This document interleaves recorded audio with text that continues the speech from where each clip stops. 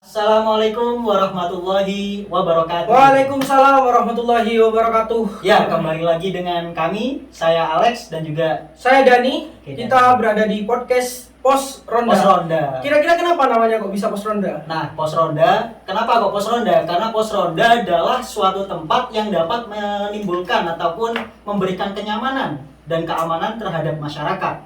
Karena Pos Ronda ini adalah suatu konten yang sifatnya edukatif, jadi ya kita ngobrol-ngobrol santai ya kak.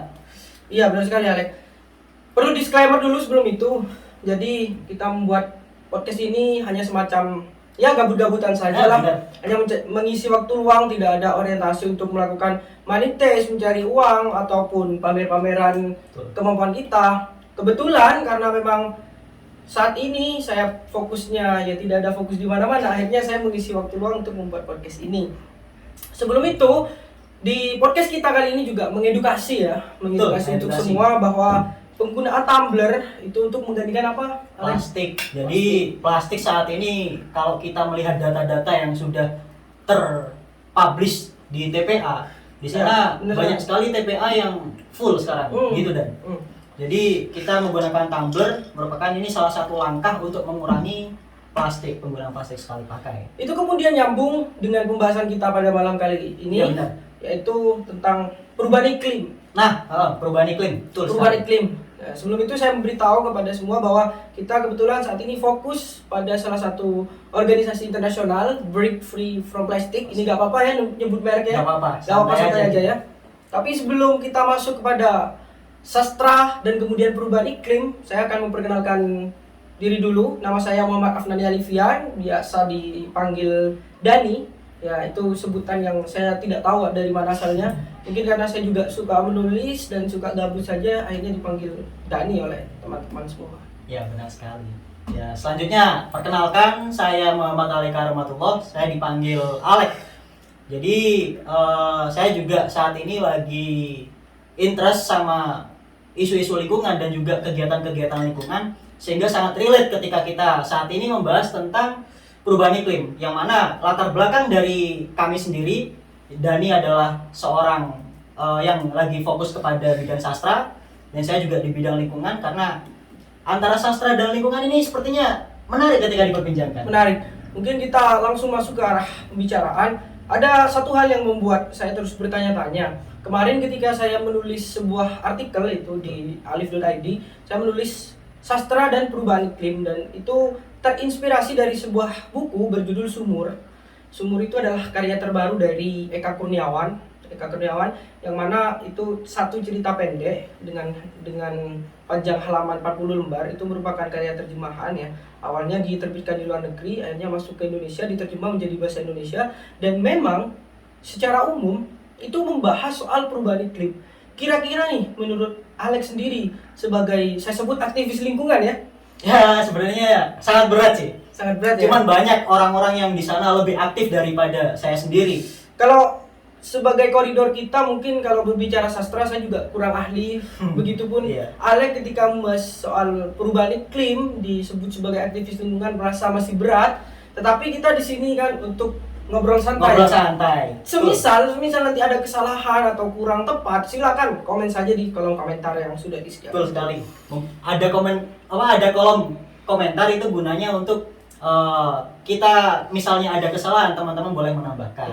Saya lanjut pertanyaan saya tadi. Boleh. Pertanyaan saya tadi, kira-kira menurut Alex sebagai seorang aktivis lingkungan yang masih berat disebut sebagai aktivis lingkungan, apa relevansi kemudian antara perubahan iklim dan sastra?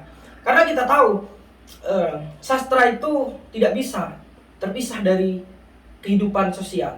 Kalau katanya Aristoteles, mengutip Aristoteles, itu karya sastra itu pada dasarnya mimesis ataupun tiruan daripada kehidupan nyata. Kira-kira apa menurut Anda? Jadi sebenarnya adalah dari perubahan iklim dan juga korelasinya dengan sastra. Di sana terkait isu perubahan iklim adalah perubahan ataupun kondisi di mana pada suatu wilayah mengalami ketidakstabilan, baik itu berupa suhu ataupun berupa intensitas cahaya matahari, panas.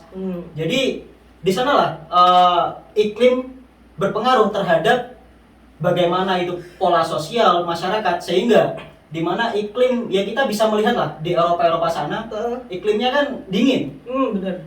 Beda dengan di Afrika yang banyak sekali, ataupun di Timur Tengah ya, di sana kan agak panas. Sehingga antara mungkin ada korelasinya nih kalau misalnya kita bisa belajar lebih dalam antara sastra yang produksi oleh orang-orang Eropa sana dan juga sastra di Timur Tengah, yang ada di Timur Tengah. Di sana mungkin ada korelasinya.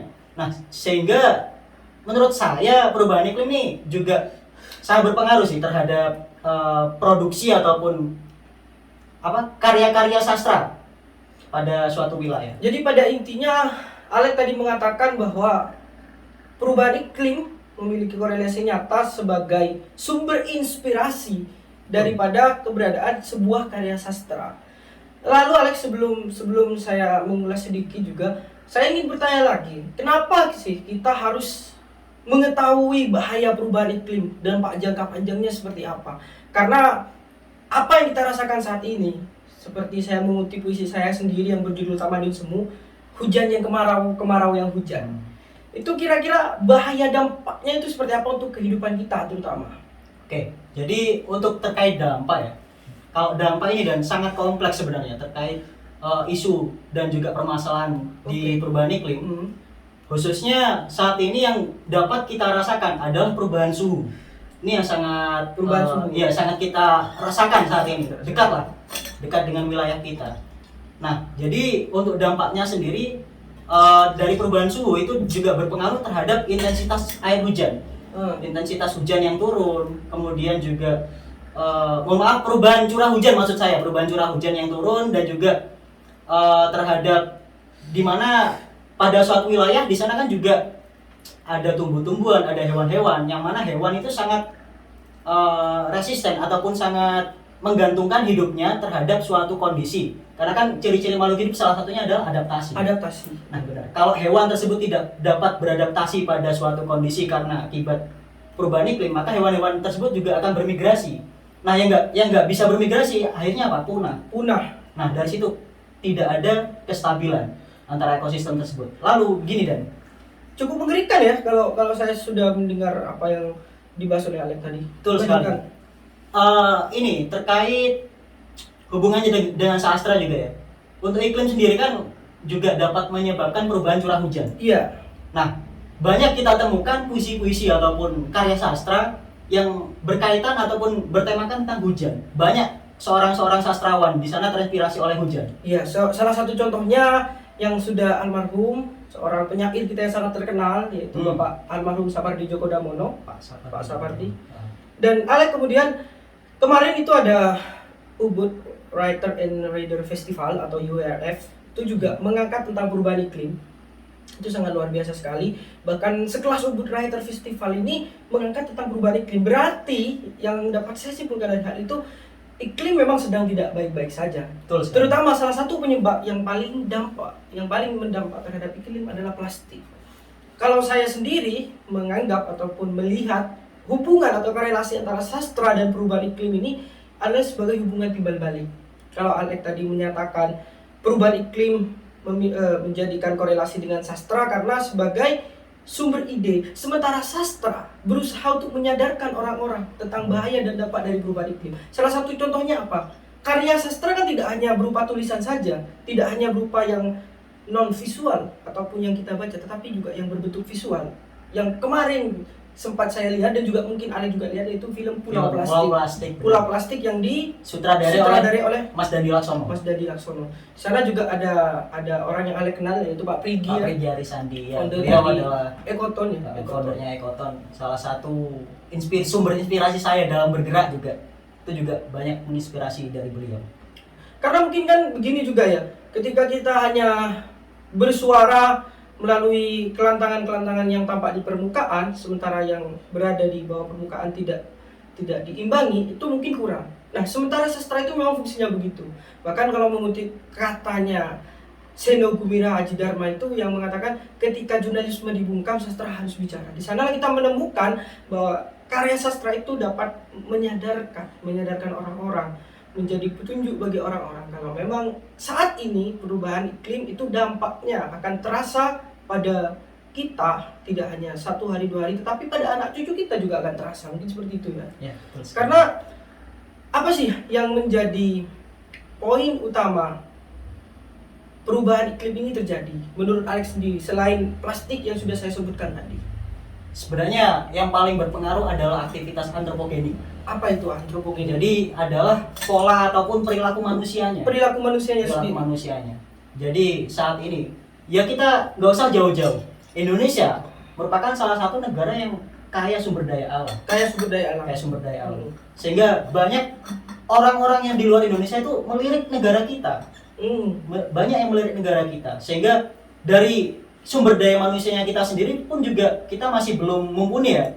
Sehingga kita masih juga membutuhkan orang-orang lain untuk ya sebagai salah satu investor ataupun salah satu penggagas dalam eksploitasi sumber daya alam. Nah, yang mirisnya adalah kita juga kalah sama orang-orang dari luar negeri yang bukan orang Indonesia ya, jadi orang-orang luar. Kita kalah baik dari sumber pikiran dan juga kalah dari segi usahanya. Banyak orang-orang kita tuh sebenarnya yang malas juga banyak ya. Jadi ini merupakan salah satu yang miris. Dan kalau dimensinya sebenarnya untuk mengkritik dari suatu kondisi ini kita bisa lewat sastra lah intinya. Lewat karya sastra itu bisa sekali. Jadi menurut saya juga ini sangat penting. Salah satu bentuk yang memang sudah diupayakan ini mungkin salah satu penulis kita yaitu Eka Kurniawan yang saya sebutkan tadi Sumur. Karena di sana mungkin saya sedikit bercerita, di Sumur ini ada latar tempat yang utama adalah sumur. Yang saya simpulkan itu sumur dan air. Kalau kita melihat air sebagai sumber kehidupan, di sumur itu menggunakan logika terbalik. Jadi air adalah sumber dari orang-orang juga merasakan kelaparan. Air adalah sumber juga dari orang-orang merasakan hal-hal yang tidak bisa dirasakan oleh orang lain. Kemudian, kenapa sumur ini sangat menarik untuk dibaca oleh orang-orang semua? Karena di sana tidak hanya menyentuh dimensi kita secara harfiah, secara lahir, di luar saja, tetapi sudah masuk ke ranah batin. Jadi di Sumur itu karya sastra yang membahas perubahan iklim tidak hanya berdampak kepada lahir, tetapi juga kepada batin kita. Di sana ada cerita tentang Toyib dan Siti, nama tokohnya itu, yang mana awal konflik muncul itu karena di suatu daerah itu kekurangan air, yang mana sumber utamanya itu adalah sumur. Sehingga di sana juga terjadi konflik batin, konflik asmara, dan juga banyak hal yang berdampak dari perubahan iklim itu. Tentunya kalau kita mengalami kekeringan, yang patut dilihat adalah karena perubahan iklim. Itu yang saya tangkap dari karya sastra yang ditulis oleh Eka Kurniawan itu. Betul sekali. Saya sedikit menanggapi ya bahwasanya sebenarnya sifatnya manusia ataupun sifatnya makhluk hidup adalah mencari makan. Di situ ya. Iya, benar. Jadi ketika sumber ataupun sumber makanan itu sudah habis, sumber makanan itu sudah minim, maka makhluk hidup itu akan bersaing. Iya, Bersaing ataupun berkompetisi untuk mendapatkan makanan seperti itu. makhluk hidup. Jadi misalnya air yang dikatakan sebagai sumber kehidupan, dan juga di puisinya Eka, di cerpennya Eka itu juga mengatakan bahwasanya air juga salah satu sumber dari kelaparan. Benar sekali. Karena ketika dikaitkan oleh perubahan iklim juga dapat menyebabkan kekeringan, panas yang berlebihan, sehingga air ataupun sumber-sumber air, debit-debit air yang ada di sungai ataupun yang ada di danau itu akan berkurang. Nah, bayangkan sekarang di bumi ini kurang lebih 90% ke atas didominasi oleh air laut dan sisanya adalah air tawar. Bayangkan ketika sumber air tawar itu sudah mulai habis, maka bagaimana nanti manusia akan makan? Bagaimana makhluk hidup lain akan makan? Sementara kalau kita ke air laut kan tidak bisa. Ya ada sebenarnya teknologi yang dapat mengubah air laut menjadi air tawar, tapi itu minim sekali. Masih belum cukup memadai lah untuk memberikan kecukupan untuk semua orang, masih belum bisa. Ini sangat miris sekali. Jadi ya sebenarnya juga kita bisa bergerak dengan orang-orang, dengan masyarakat semuanya, dengan teman-teman semuanya yang menonton dalam podcast ini. Kita bisa bergerak sesuai dengan bidang kita, sesuai dengan misalnya seperti Mas Dani. Jadi Mas Dani bisa mengkritik ataupun memberikan ide-idenya melalui karya sastra. Itu sangat menarik sekali. Begitupun dengan disiplin-disiplin ilmu yang lain. Betul. Karena pada dasarnya perubahan iklim ini adalah hal permasalahan yang sangat fundamental. Bahkan ketika semua orang tengah fokus kepada pandemi COVID-19, ada satu hal yang dilupakan, yaitu perubahan iklim yang tengah terjadi. Sementara orang-orang sudah lalai, semakin banyak menggunakan plastik, semakin banyak melalaikan iklim, di sana juga terjadi yang namanya perubahan iklim. Jadi pesan-pesan itu kemudian yang bisa disampaikan melalui karya sastra. Menarik sih. Mungkin sudah dicukupkan ya, atau Boleh masih sih. ada satu hal lagi yang mau disampaikan? Semacam closing statement lah. Saya kalau closing statement lebih senang ataupun untuk apa ya, lebih relate dengan kondisi saat ini adalah karena perubahan iklim dipengaruhi oleh aktivitas manusia. Baik itu dalam penggunaan transportasi. Jadi kan banyak sekarang penggunaan transportasi yang dapat menambah karbon di atmosfer. Juga pengaruh terhadap emisi gas rumah kaca. Sorry saya potong. Kalau ini juga berpengaruh berarti ya? Sebenarnya juga berpengaruh. Mohon maaf karena memang saya belum tahu. Belum tahu, nggak apa-apa, kita nyantai aja. Jadi mohon maaf, di podcast ini saya merokok. Ternyata ini juga berpengaruh kawan-kawan semua dan para penonton podcast terhadap perubahan iklim. Ini adalah sebuah perilaku yang tidak mengedukasi, tidak edukatif. Nyantai. Sebenarnya juga banyak orang-orang yang berjuang untuk lingkungan, tapi mereka juga perokok. Karena rokok ini adalah salah satu dapat dikatakan salah satu media ya untuk mempererat tali persaudaraan. Iya benar-benar. Iya kan? Masuk kepada budaya. Masuk kepada culture. Bahkan dulu Insinyur Soekarno dengan JF Kennedy pun berbagi korek api untuk menghidupkan rokoknya. Wah, itu sangat mantap sekali. Sehingga sampai saat ini terjadilah hubungan bilateral yang sangat akrab antara negara kita dan juga negara asing. Kayak gitu. Jadi untuk closing statement-nya adalah apa yang kita buang akan kembali kepada meja makan. Saya mengutip ini dari salah satu inspirator saya, Pak Prigiani Sabli. Tuh, beliau emang jos banget. Sedikit kesimpulan yang ingin saya sampaikan bahwa antara sastra dan perubahan iklim itu terjadi simbiosis mutualisme, yang mana saling berhubungan erat antara keduanya. Ini saya meminjam istilah anak biologi ya, simbiosis mutualisme. Mohon maaf kalau salah. Antara sastra memiliki hubungan untuk menyadarkan masyarakat terhadap bahaya perubahan iklim, sementara perubahan iklim ini adalah sumber inspirasi untuk melahirkan kemudian karya-karya sastra. Sehingga perlu diketahui teman-teman, perlu disadari oleh kita semua bahwa perubahan iklim ini nyata dan ancamannya bagi kehidupan kita di masa mendatang juga nyata. Betul sekali. Mungkin kita akhiri saja. Boleh. Mohon maaf atas semua salah kata ataupun salah pendapat dari kita. Saya akhiri dengan ucapan salam. Wassalamualaikum warahmatullahi wabarakatuh. Thank you. Terima kasih semua.